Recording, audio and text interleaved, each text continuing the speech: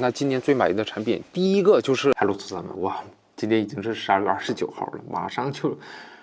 我又要老了1岁。但是一想，时间还是非常的公平的，就是大家跟我，就是我们所有的人类，所有的生物，在这1年都老了1岁啊，不是都成熟了一点。那今天这么喜庆的日子，咱们就一起来总结一下今年我买的这么多产品里面最满意的10款产品 Top 10啊。那么这个第10位啊，竞争还是非常的激烈的。我本来是想把飞利浦的 Hue Play Inkbox 要把它给加进来，这个东西啊，相当的智能，非常的智能，大家看。哎，我可以在这个咱们的 iPhone 控制中心，或者是安卓那个也应该也都可以啊，咱们就可以远程的进行开关。哎，这样的话呢，开启灯了之后，咱们屋里面的氛围会非常的带劲。晚上到了10点11点，然后开启这种粉色的小灯，哎，然后它还可以把咱们的 Switch 啊、PS5啊、Apple TV 啊，还有这种机顶盒啊，反正只要是带 HDMI 的，我们都可以连接到这个机体里面啊。它最多可以连接4个啊，这样的话呢，我们就可以来一个动态的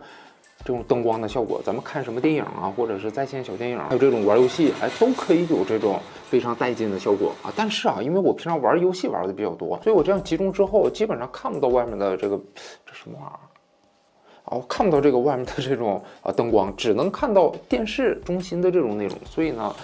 体验不是特别的明显啊，比我那个稍后我会讲的那个乌镇那个震动马甲比那个要弱很多，而且再加上它价格比较贵，所以呢就不把它放到第10位了。那这样最终，哎，那这个第10位啊，就是可以有效的解决咱们刚需的这样的一个 Switch Board， 哎，智能家居。大家看这个做工是不是非常的垃圾？韩语叫呵布哈，呵布和咱们的蓝牙温度湿度计，再加上咱们的手机的 APP， 哎，他们3个来一个 Three Play 啊，就可以达到智能控制咱们室内温度的空调温度的这样的一个功能。那大家看啊，这个东西最好用的一个功能就是咱们的自动化功能。场景大家可以看到，我夏天是把这个温度，哎，只要室内的温度大于27度，我就让它自动开启，然后低于26.5度，我就让它自动的关闭。我们来改一下，把温度调整于现在室内的温度啊是20.4度，我让它只要高于19度，我就让它这个空调自动的进行开启。歘歘的这个大凉风还非常的带劲。然后我们再来设置一下，我让它低于21度，就让它自动的关闭。哎，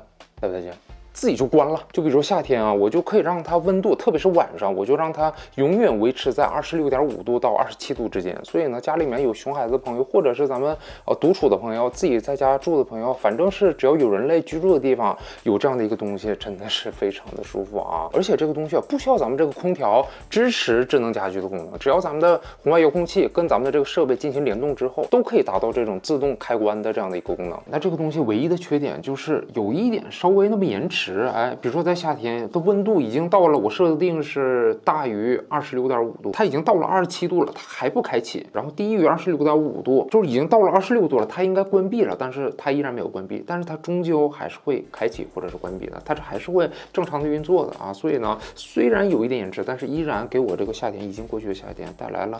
非常好的体验，就是生活质量有了大幅度的提高啊。所以呢，我就把它给放到第10位。那我知道相关的产品有很多，我本来是想要买那个小米的那个，小米做工肯定是要比它好一点吧，但是小米的那个在韩国要买的话要等10几天，大概2周左右，所以呢，最终还是非常着急啊，当时就买了这个 Switch Board 啊，虽然有一点延迟，但是还是非常满意的。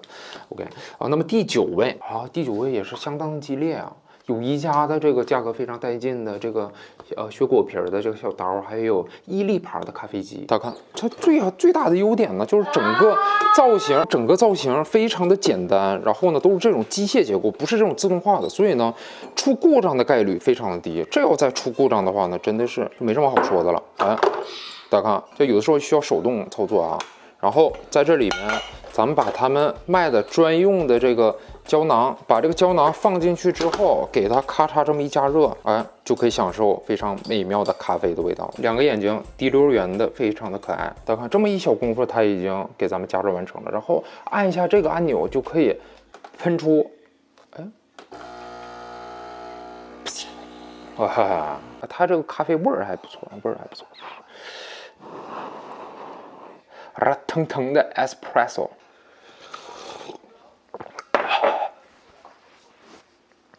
太烫了。而第9名的候补就是咱们宜家365的 Velvet Foam， 就是削皮的这样的一个东西，用了这么好几个月，依然让我感到非常的满意。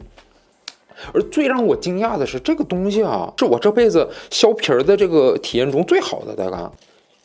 我们可以这样来回的咔咔的啊，非常快速的就可以把这皮儿给削好。Jesus Christ， 我们可以这样来回的弄。啊，削过皮儿的原来就可以这样来回弄吗？这个我不太清楚啊。但是这个大家看，用了这么好几个月，依然非常的锋利，依然这么的顺滑啊。一个胡萝卜就这么快速的就被我把皮儿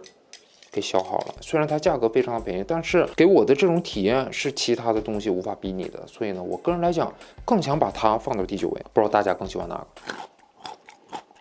第8位就是咱们的这个乌质震动小马甲，这个东西真的是越用越带劲。我刚开始买完之后啊，多少有一点感觉，哎，是不是感觉没必要？但是用了这么久之后，我感觉真的是非常的爽。有些东西啊，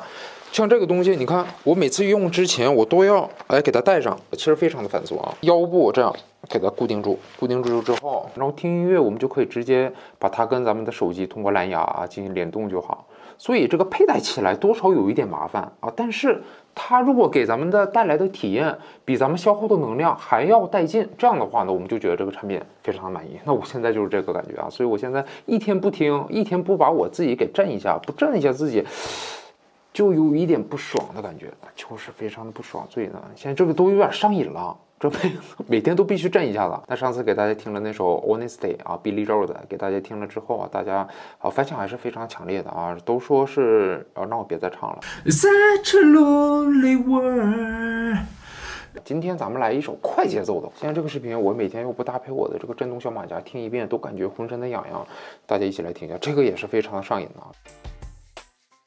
今年我最满意的产品第7位又是咱们的年货iPhone 13 Pro Max 啊。虽然今年的iPhone 13整体变化不是特别的大，但是因为我每天用它的这个频率啊非常的高，所以呢只好又把它给加进来了啊。那今年的iPhone 13我最满意的3个点就是它的续航，然后呢它的一如既往优秀的拍摄的能力，另外再加一个微距拍摄的能力啊。微距拍摄的时候，在我出门在外啊拍摄 Vlog 的时候还是非常的有用的啊。这个是比去年 iPhone 12 Pro Max 来讲啊非常大的一个优点。另外就是它续航，出门拍摄 Vlog 的时候，一天拿在手上，真的是心里非常的有力量。然后就是它的摄影的能力，一如既往非常的出色啊。咱们使用广角视频来拍摄的时候，大家看，就使用广角视频来拍摄的时候，这个画质相当的带劲。另外，咱们阿芬一如既往非常出色的这个白平衡，所以呢，拍摄 Vlog 来讲，真的是绰绰有余，这个性能是完全的够用的。另外，它这3个非常好用的焦段，这出门在外用它来拍摄 Vlog，真的是有那种一机在手啊，世界我有的感觉。所以呢，这个整体感受还是非常的不错的。我今年最满意的产品第6位就是咱们的老公牌的 A9S 这个吸尘器啊，大家看用了好几个月之后，我发现这个东西真的是比咱们的戴森要好用很多。首先它自带支架，然后它是2块电池，这是一个，然后呢咱们这边咱可以给它抠下来之后用没电了之后，咱们就可以非常方便的咔嚓一下子又可以接着洗，非常带劲。所以平常这个鸟和我那个熊孩子都在家的时候，坐在沙发上一起看视频呢，跳个舞啊，他俩享受天伦之乐的时候，我就可以非常高效的把它的这个鸟的翔给它铲掉，然后再用它把这个铲掉的翔给它吸走。再加上它有这个抹布的功能，我换上这个抹布头之后，可以边吸边擦。因为这个鸟箱我现在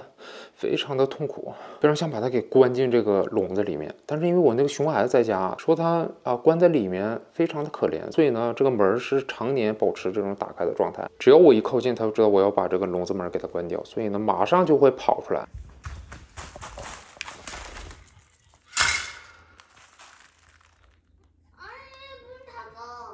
Jesus Christ。OK， 那么今年最满意的第5款产品就是这样的一个电动的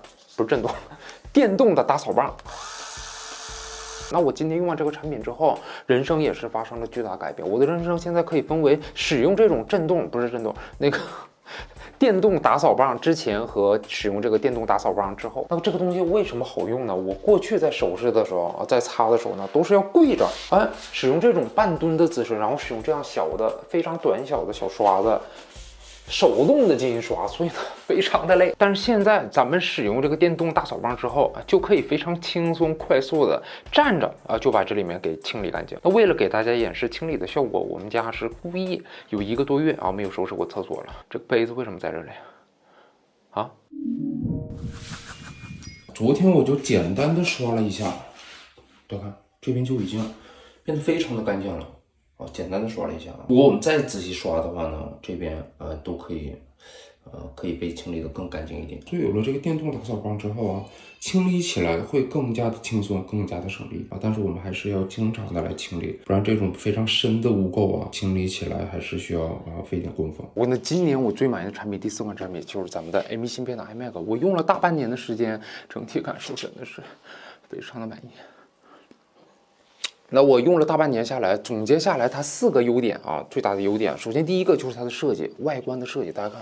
这么薄的台式电脑，大家见过吗？这么薄，大家看这么锋利的边缘，看起来就非常带劲。另外它背面蓝色的这种全金属的背板，这边都是金属的，所以呢摸起来非常的冰爽，非常的有质感。大家能看出这哈气吗？那据我所知，它这个设计是咱们的前首席声优乔纳森·艾维也有参与所以呢，它整个造型非常有那个苹果的感觉，对吧？把它放到咱们这个桌面上，或者是放到咱们的空间里面，或者是把它带到这个星巴克都是有一种震撼的感觉，可以让整个空间的氛围都可以得到升华。它第2个最大的优点就是它的扬声器，扬声器的话呢，大家具体的音乐的评测体验这个效果，大家可以看我之前的详细的评测视频。那么现在就给大家听一下它开机的这个咣的声音就可以。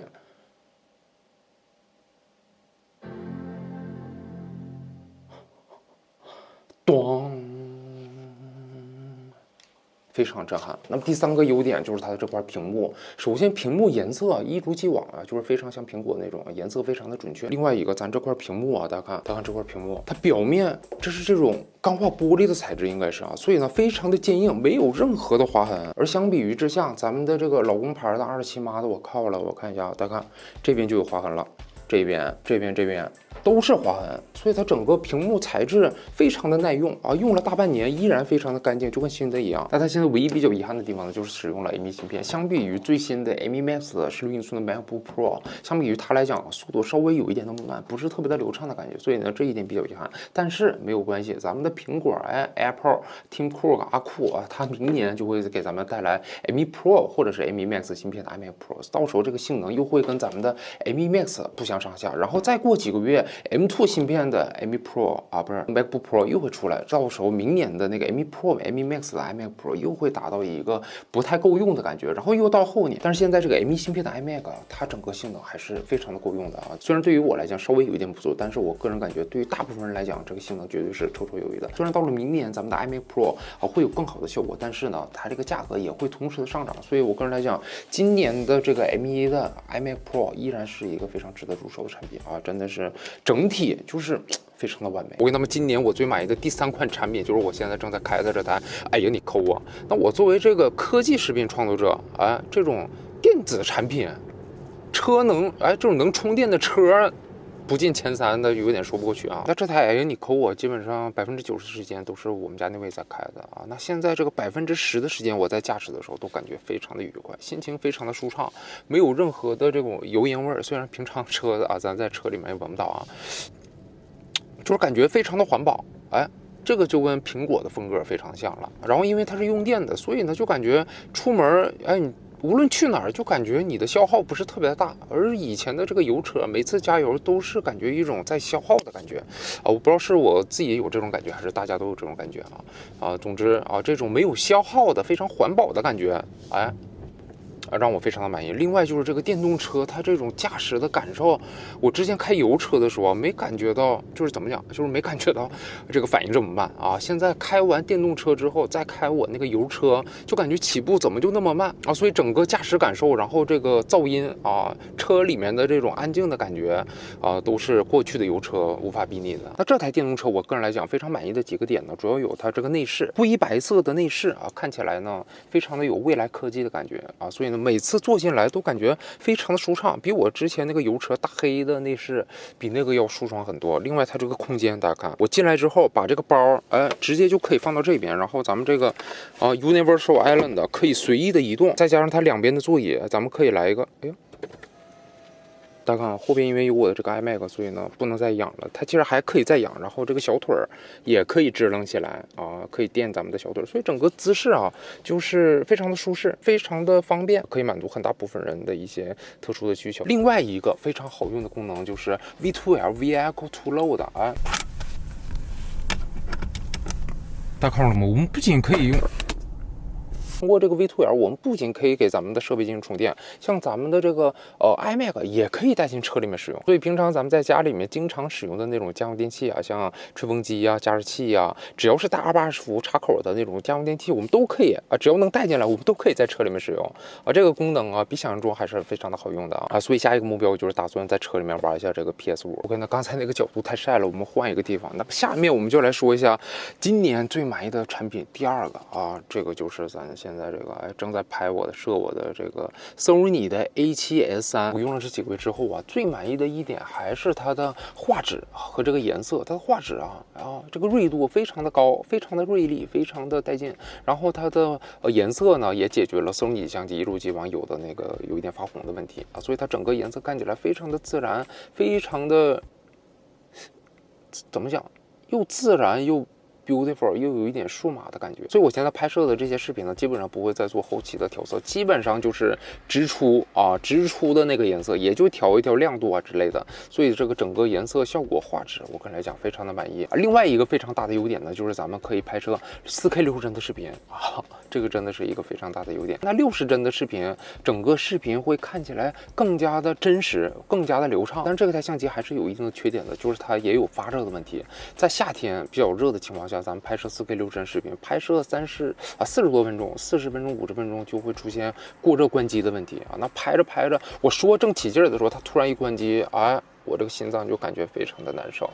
但是相机作为我最主要的生产力工具，它这个画质、这个颜色，再加上 4K 60帧的视频，所以综合起来，我觉得这个投资还是相当的值得的。我跟它今年最满意的产品，第一个就是我最主要的生产力工具，移动办公的小电脑，咱们的 M1 Max 16英寸的 MacBook Pro， 哇！虽然关于这个设计，我当初评测的时候跟大家说它已经失去了苹果设计的灵魂，但是用久了之后，我发现我可以出卖我的灵魂。就是在性能面前，这个设计一点都不重要。但是这个设计看久了之后还是非常的带劲的。大家看，全面屏的屏幕虽然有咱们的这个小刘海，但是这种窄边框带来的这种正面上的视觉冲击力，这个感受还是非常的不错的。那么看久之后，再看过去的 M1 的那个 MacBook Pro 13英寸的，就感觉这个边框有点太宽了。然后咱们这个就是我使用这个透明保护壳的原因。平常这种磕磕碰碰都不需要担心，我们就可以一直使用这个非常完美的机体来进行创作。然后这个纯黑色的键盘也是看久了之后感觉非常的 pro 看起来非常的干净带劲。另外关于它的设计，依靠咱们苹果的精彩的做工，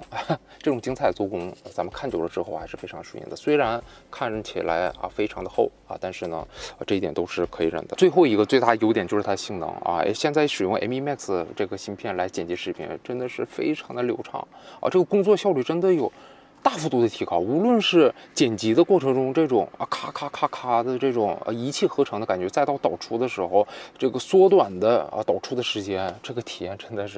的是不能用金钱来衡量的。我再来看一下这个还有哪些让我非常满意的地方另外还有它的扬声器，还有120赫兹的屏幕，哇，这些综合起来用起来真的是我个人来讲用过最完美的MacBook Pro。所以今年虽然买了这么多的产品，但是让我最满意的竟然还是咱们的 AirPod 苹果的 MacBook Pro 因为我每天使用它的时间真的是非常的久，而且呢没想到这次 M1 Max 给我带来了这种全新的感受这是我万万没有想到的。所以呢今年最满意的产品就是咱们的 M1 Max 16英寸 MacBook Pro。